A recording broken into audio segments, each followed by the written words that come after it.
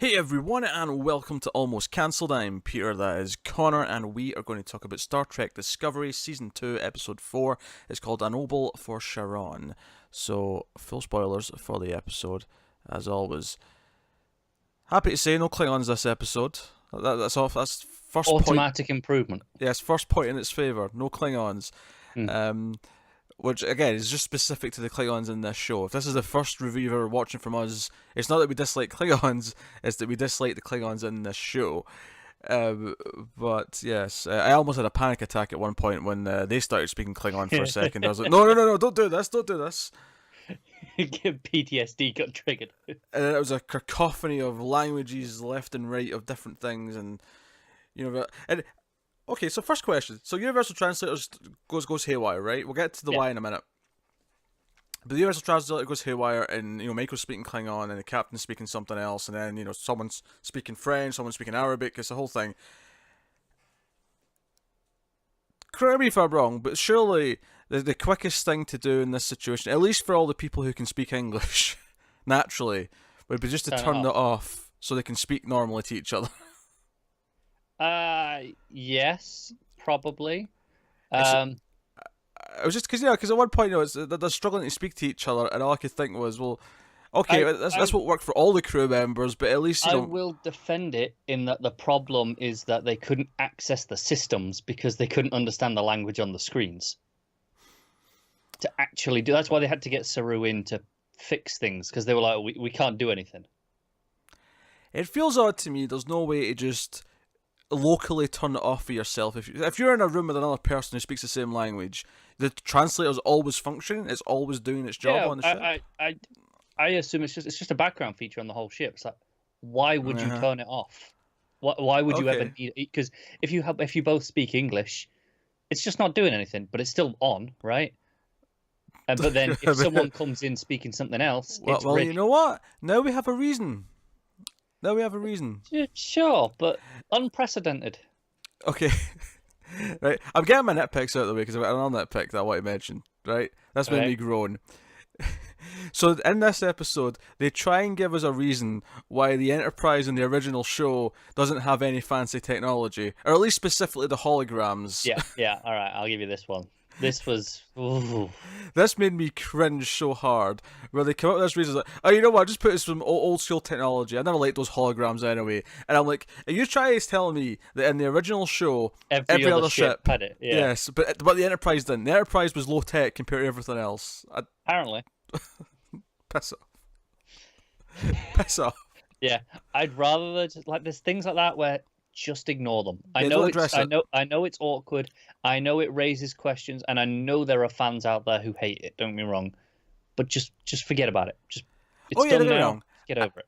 Ideal scenario if they're going to do a prequel show, just don't introduce higher tech. Yeah, just base it on the tech of the time. In fact, I actually love the idea of doing a retro future kind of design for something like this. That's exciting to me. To be fair, I think most of the stuff in this still plays in the technology of what was available at the time. It's just specific things that are weird, like the holograms. The holograms, yeah, and all the touchscreen sort of things that are on the bridge. There's a lot of screens that are popping up into glass and stuff like that, and I'm like, nah, just chunky CRTs, That's what you need. Sure. One of my favorite things about Alien Isolation, the video game, is that it models itself after the world of the game, the movies, right? Down to the fact that all the technology is all based on what was in the movies, so it's all these CRTs and stuff like that, and that was really exciting because it was like, oh, you don't see this anymore. This is kind of cool. But no, it has to be all fancy, high tech shit. I agree that would have been the best thing to do from the start, but it's too late now. Yes, so they should get ignore over it. Just steamroll ahead. Own your mistake. Having already made that first mistake, they should just now ignore it. That explanation made me cringe. Yeah. However, I'm happy to say this episode was actually pretty good. So yeah, I would say, not counting last episode, this is still probably my least favorite of the season. Mm-hmm. Compared to the first two, but it's still pretty good. There's things in this I really like. I like that Reno is becoming a main member of the crew. She's kind of becoming an engineer on the crew. There is a chief engineer somewhere. Yes, but we're not going to deal with them. We're going to deal with Reno, Yeah. Who's arguing with the scientist, which isn't quite the same as arguing with the doctor, but it's very close. It's good enough. Yes. So we have that. We have more telly stuff. They kind of just by happenstance get trapped in the the engineering deck. But it's the same room as the lab, isn't it? It's the lab, but it's also part of the engineering because the reason why they're trapped in there is because they're near the core. Yeah. And we have more drama with Tilly because the thing gets out the chamber and attaches itself to Tilly again. Back onto her, yeah. So it's a whole thing, and they have to drill into her head, which was delightful. And I thought, just do it a bit under the hair because you're never going to see it. That hair covers so much. You just lift up a bit of the hair and just drill underneath. Yeah, I did really like that scene though. You know, when it was when everyone was like, "Hey, so we've got a laser one, right? And just lying around here." And it's like, better sterilize that drill bit. Yeah, and it was kind of sweet when he was trying to calm her down, with the song before he drilled her. Context is everything. So they did that, and we have this entity which we discover is actually a member of a species from the network, from within the network, or at least in a different plane of existence to which we operate. Yes, it seemingly lives inside it. Yes. And basically this thing attached to Tilly and took the form of this being, this person that she would be sympathetic with as a way to kind of like form a connection and then ultimately convince Tilly of something. Yeah, it sounded like the original plan was just convince her enough to pass along a message. Yes, but then they started fighting back and it seems to have Things have badly. changed, yeah. Yes, but basically, this is quite neat actually because earlier on in the episode, the debate between Reno was that everything she does, like she's like champion all this mycelial network stuff. Oh, this is all just mushroom crap that I take off my pizza. Which, by the way, good old classic dilithium crystals. Which, by the way, I approve of taking mushrooms off the pizza. It should never be there in the first place, but I approve of someone who takes them off. Mushrooms and pineapple. Oh God, no! You're the worst, right? You're the worst, but. Stamets has been all high and mighty. He's been all like, no. Do you know how many planets and wars we've had and planets you've ruined because of all these dilithium mining? Yeah. It's basically dilithium, fossil fuel, right? And then this is renewable energy. Yeah, I mean, I'm not even getting any points for pointing that out because he even does that. Yeah, no, exactly. That's my point. It's not subtle about it, right? But it turns out that, unbeknownst to him, that every time they've jumped through the network, it's been causing trouble to life inside the network that was going by just fine before they started jumping. So it actually gives us a moral reason to never do the jumps again. It's like, okay. I actually like this as a Star Trek reason not to do it again because it's like... Because it's not just some forced plot contrivance that's like, oh, the technology's destroyed and we can't make it again. No. This is actually ruining other life forms. This is ruining a place of living. We morally can't do this. It's the first time where I've gone, okay, I see why this is technology. We talk about technology that was ahead of its time for the other shows.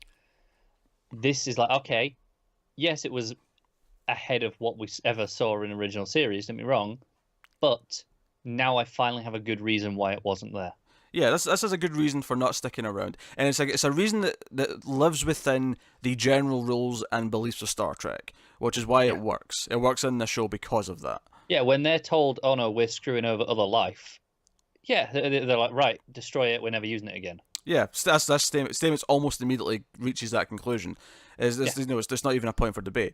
But it doesn't quite fix things because that's why they do the drilling thing, so they can talk to this entity directly. And she actually, I say she, but it's appearance of a woman. We're still calling her May. When Stamets is addressing it, it's calling her May.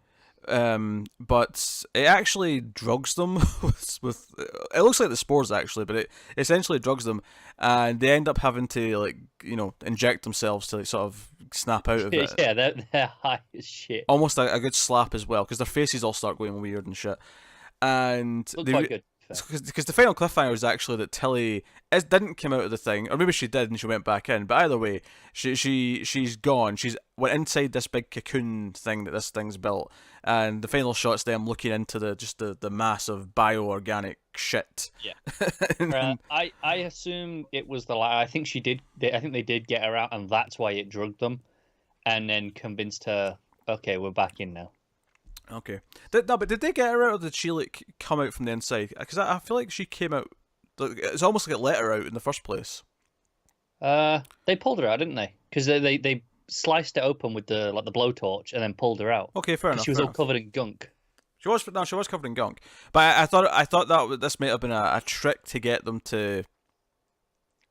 Maybe you could be right, but given the way that the drug was affecting them. In the same way that the thing used this May character to entice Tilly, it let them think that they got Tilly back to entice them forward. I think with Tilly and May, it was a little bit different, where it was actually already inside her body. It was part of her, so it could access her brain in that way. This here, with the drugging, everything that we saw with when they were high and looking at each other, the effect was very different to whenever we saw Tilly, which was very just normal, standard shot. So I'm assuming that was real. Okay, so it was just a distraction to take her back. Yeah. Okay, well, that's fair. But hey, so it still has plans for Tilly. That's kind of what it implies when they're talking to her, and then at the end she's back inside the alien mass. At least that's we think she's in there. I mean, it's their assumption as well. It's the plausible thing to assume. Yeah. Part of me thinks though it's taking control of Tilly and she's sneaking about the ship, but could be. Although they were locked in that room still. They were, but this was right at the end of the episode after all the things with the orb or the sphere was done. So I don't know if technically she could have snuck out by this point, but again, I'm just looking for other alternatives here. Most lately, she's in the mass thing. Yeah. So that was a teleplot. It was pretty good. There was a little bit of interaction with Michael. Michael's at the door at one point because she's trying to figure out how to save Saru and how to save the ship because they're basically because Spock's on the run. They've got caught wind of where Spock's went. They're tracking his path. They're on his tail, and they end up getting basically held by this planet-looking thing, this sphere. Yeah, it just drags them out of warp. So it has control of them in the sense that they're kind of locked in, but it then also starts to mess with their systems. First, of course, it's the translators, and then it sort of spreads through other systems, and the ship's kind of like. I'm not gonna lie, I really laughed at Detmer looking at the screen, going, "Is this Arabic?" Yeah, the life support's going down, all these other things. By the way, I actually really liked that there was a meeting between all the crew that was most of the people on the bridge who we're kind of getting to know.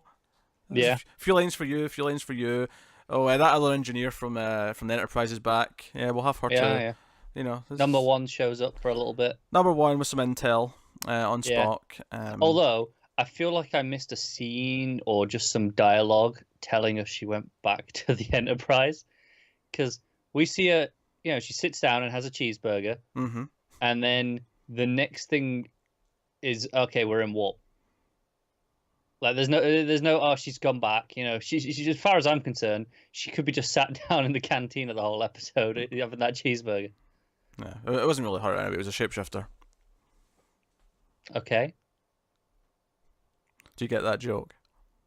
No, for some reason it's going over my head. She was Mystique in the X-Men movies. Oh, for God's sake! Do you know why this is what the thing I saw her most recently in was The Librarians. Okay. She was the lead character in that. So she's very good, by the way. And so I forgot about Mystique, but you're right, yeah. Dear. I'd make an X going to give it to you joke, but now that's just associated with Resident Evil 2 in my head now, so I have to leave it there. What? You spend too much time on the internet. Look. I know you're sick of me bringing up the hit video game series Resident Evil, but is sometimes relevant to the discussion at hand. Look, just because there are memes this week does not mean that was relevant. It was relevant. So they're caught in with this sphere, And Saru's getting sick. He thinks it's a cold at first, and he's not actually lying, because he says later on that he was hoping it was just that at first as well. But as the day went on, we saw the guy was it last week or the week before with the cold. Yeah. So as the episode goes on, he's getting worse and worse. He can barely walk. It's like, okay, Saru, there's more to this. And it turns out it's actually a natural thing that happens with a species. It's actually what tells them they're ready for the sacrifice, kind of thing, that we saw in his little short. And he kind of like tells Michael about a lot of this, and she's trying to help him. And ultimately, he's been like really cataloging, doing his logs, and he wants that ultimately to take his species out of the, what would you call it, class? I forgot the whatever. But out of general order 1, like so that they can be spoken to. He wants them to like make the journey and see the journey and see that they can be more than what they were, because that's what he always aspired to. And he's basically dying. His little feelers at the back there that always go up. Ganglia, there you go. His little feelers when he's sensing danger are really, sprucing up. And obviously there's some theorizing about how this connects to the planet and how the planet might be kind of causing this to happen earlier. It's given a bit of a triggering mechanism. But he, he wants Michael to, basically get all his logs and put them in. Yeah, the stuff with the planet or the sphere really makes sense as to why this is triggering. The idea, because the thing is, it's not just been fear; it's been about sensing death. So it really ties in nicely as to why it triggers.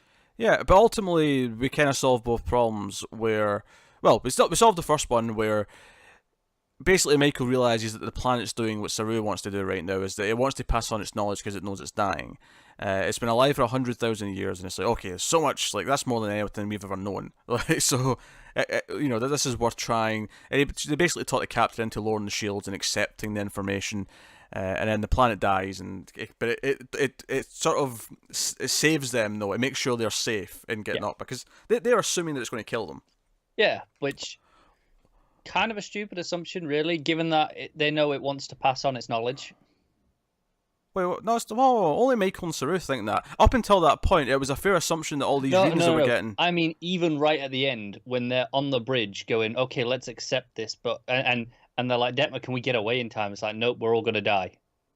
And they're kind of ready. They're like, no, there was more hope than that. It was more like, no, I can ride the shockwave and hopefully get to safety, because that's what the captain says. Yeah, maybe, but it's a long shot. They're expecting the explosion to kill them. Like, they're still expecting it. Sure, but I mean, there wasn't really a whole lot of options, because what they were going to do before was just try and blow it up, essentially, which was still going to cause an explosion. So, I mean, at this point, he's like, yeah, this might work, because, they're all long shots, so whatever. But, so it saves them. They get information and they say, we're going to be studying this for centuries. There's so much crap in here. I'm sure Star Trek nerds, the little bit that he's listening to about this war that was happening that lasted like a whole solar cycle or something like that, it was saying, I'm sure that's something that connects to something that's been written If it's before. not, then it's a tease for something. Possibly, yeah. That's the next book series. That one sentence from the planet that he was listening to. That's going to be that's a book in the making. Yeah, I think it's 10 books in the making. It really implied it was a long war. Yeah, you might be right. So, so then we have this sad thing. We have this big emotional scene as Saru's escorted off the bridge, and everyone kind of gets a turn looking at him as the music's getting really sad. And it takes him to, we see his quarters, and it's all, greenery, plant life, mostly from his planet. As he says, he left home with just a few seeds, and he's made his room like the planet as best he can. And he wants Michael to kill him, essentially, and end it right here, because that's the pain. It's very emotional, and at the start of the episode, Michael was all, I don't want to see Spock, it'll be weird. I'm simplifying it, and obviously Saru here is like, no. Like, we have a connection. We're basically brother and sister now. If we can have this bond, then mend whatever you've got with Spock. Do it. Yeah. So it's a very sweet scene. And obviously, I'm thinking the whole time, he's not really dying. Come on. Yeah, that's in the back. I'm like, we'd know if he was dying. Yeah, we'd have an inkling from casting and news and whatever. It's too early in the season for this to do it properly. Yeah. But I actually like where this ends up, because ultimately, he doesn't die. Like, his ganglion just fall out. Yeah. And he wakes up. We go to the med bay, and they're talking about it, and it's like, oh, your readings are fine. And he has this realization that his people have always believed that this sickness up until this point that ends with this is going to be death. So they always kill themselves or have someone else kill them and sacrifice them before the actual time of death. And he's now discovered that it was never leading to death at all. It was just leading to this. It was leading to just a natural sort of evolution in the lifespan where their things fall out and the fear goes away. Yeah, it's. I'm a little conflicted in how I feel. Like, in one sense, I like the development of the idea of no, they become better people, right? They become stronger and more assured. On the other hand, I'm gonna miss that quite a unique thing that the sensing death. Fear, I wasn't even thinking about it in terms of like him having that ability. I was just thinking of in terms of what it means that his entire people have been believing this this would be like if human beings thought that, you know what, being a teenager and going through puberty is really awkward and annoying and painful, so everyone's just going to get killed at 17 because it's just, it's... No, I agree with what you're saying. I'm just saying from the mechanics of the show and how it's used, I'm going to miss it. Obviously, he's older than 17. I'm not saying it's the exact perfect match. I'm just... it's the equivalent of... Yeah. I can't think of anything else that happens later. I don't know, maybe menopause... Which only accounts for half of us, admittedly, but, Yeah. Menopause, that just means death. Off with your head. Yeah. I'm sure that has been a thing in history at some point. Sadly, it might have been. Although, to be fair, when that was I don't know, the world's a pretty shitty place, but lifespan used to be a lot shorter, so I wonder if, like, menopause was even a known quantity once upon a time. Like, did people make it old enough? I assume they did. In savage times for menopause. Not a lot would have. I don't know. I feel like you're underestimating lifespans a little bit. Lifespans used to be pretty shitty. Not that shitty. Fairly shitty. Not that For your common poor folk, lifespans were pretty shitty for a long time. Sure, but, not all of them. It would have been a factor. Probably. Right. I'm willing to state my reputation on that. And for the record, I'm not suggesting that we didn't discover menopause until the last 200 years because no one lived long enough for it. Like I say, rich people definitely live longer typically because they could afford healthcare. And healthcare's a weird way to put it, but you know what I mean, like any type of healthcare. Yes, rudimentary medicine. Yes. Also, healthy food for a start. Sanitation. Regular food, even, maybe is a better way to put it. Clean water. Clean water, yes, that's another one. Yes, Earth used to be a pretty shit place to live, Yeah. It's not perfect by any means, There's still a lot of shit things going on, but it used to be worse. That is undeniably true.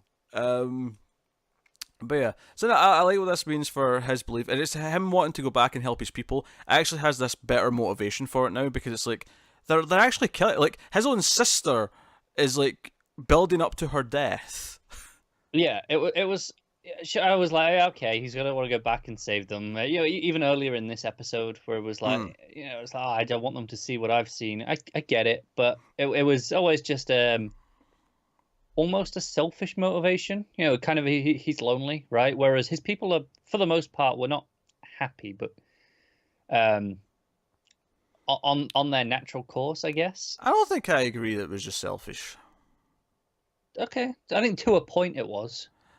I think this is your cynical side related, and I'm not saying that he's not lonely. I'm not saying there's not a selfish element to it, but I think I believe in Saru enough that he genuinely wants his people to be better than what they are. He wants them to grow and not be so close-minded. Sure. All right. I think I buy it a lot more at the end here though, when it's the idea of no, his entire race are cutting their life short for no reason. And now it's like it's actually about saving them and making them better rather than just. I like this at the end here, but I disagree that that makes the motivation clearer. To me, like if anything, it's more noble before that because it is just about wanting them to be better. It's about wanting them to learn and basically evolve as a species. Where at the end, I mean, you can almost criticize this makes it too simple because now it's an action movie plot. They're going to die. He has to save them. You know, like, and it's not a complaint. Like, I think it'll work. I actually think it's a good motivator. Because it's almost the reason he'll have to maybe convince someone to help him, even though it's technically against the rules. It's like, well, yeah, it's going against General Order 1, but they are going to kill themselves. Like, do we step in and help with that? Yeah, I can see the obvious argument is, no, they're going to learn it on their own, right? Oh, sure, yeah, that is the obvious argument. But then, you know, like, is that because there's a place where General Order 1 and the actual morals of the situation, I don't think always meet up nicely. That's fair. And I think this is a case where there's an argument to go either way. Oh, definitely, yeah. But I'm sure we're going to get that argument in an episode most likely in the not too distant future. Most likely. So no, I think Saru's quite noble in his intentions, even before the they're all going to die revelation. But it does add this sinister element to it of their planet. The idea that he's going to have to try and convince his parents not to like sacrifice his sister, possibly at one point, knowing full well that no, this is just a phase. Like she's going to get over it. It's going to be fine, and you know we can all live much longer lives. Hell, I mean, they may not even know what their own lifespans are supposed to be on average. They probably don't know. After all, I mean, clearly it varies from person because obviously his father was still alive, so it obviously varies. And obviously he said this is happening much younger than he would have expected, being triggered by the sphere. Yeah, because of the sphere. Yeah, so it's interesting stuff though, and there was some decent emotion in this. Despite the fact that I thoroughly believed he was not dying, I still, you know, the scene where he was leaving the bridge was still effective. It is. It's amazing how well he manages to act under all that makeup and prosthetics, isn't it? Yeah. We also got topless Saru in this episode. We did. It was weird. Bit much to take, quite frankly. I don't know if I was ready for topless Saru. Yeah. Threw me off when he's just lying there. I'm like, okay, we're doing this now. And the best part of this episode, there was not a single frame of Ash in sight. Thank you very much. It's such a good feeling. Like it just goes to show how much that stuff does not belong in this show, when that is easily the standout worst episode of the four. Absolutely. Last week's episode is easily the worst episode of the season, and it's not even close. It's not even like, you know, it's a different ballpark. Yeah, like I said, this was probably my least favorite of the remaining three. I think it's the least focused of the three. It's still got a lot of things I like, though. Clearly, I still like it more than almost all of season one. Yeah, I agree with that. This still feels like this season. This still feels like we've advanced. There's probably a handful of episodes in season one I like more than this, like 2 or 3 maybe. You know, somewhere around the middle of the season where we were getting into it a bit. Like there's probably a couple in there that like the time loop one for sure. Nah, there was still a lot of Ash in that episode. I like this. There was, but I think it was a fun episode overall. I'd say I preferred that over this. You know, off the top of my head, easily. But a lot to like in this. I'm liking, Reno. You know, all the banter with Stamets was a lot of fun. Yeah, no, they're good back and forth. Yeah. So nice addition to the cast there. Obviously, we've been, Pike's been a great addition. I'm really intrigued to see if we do rotating captains each season, or if finally Saru steps up. I could see it, especially for filling out the other roles. You know, we've got what's her face, Reno. We got Reno now on board, and she's filling a role. I could see them almost not needing a new captain next year. If Saru does step up, Michael becomes number one. We have an engineer, we have a scientist. You know, we have people on the bridge. We can fill out a bit more gradually over time as well. Yeah, definitely. And in fact, even the amphibian looking dude was even speaking this episode. Yeah, he was the guy who had the cold a couple of weeks ago. Quite right. But he had like several lines in this. He did. Yeah, because the universal translator was working for him. Yeah. Briefly, yeah. But yeah, so that was good. And with Saru being more confident now and moving into that, it makes sense that okay, maybe this is him going to be able to take the captaincy. He'll have that ability to actually do that job properly now. Yeah. So yeah, that was a good episode.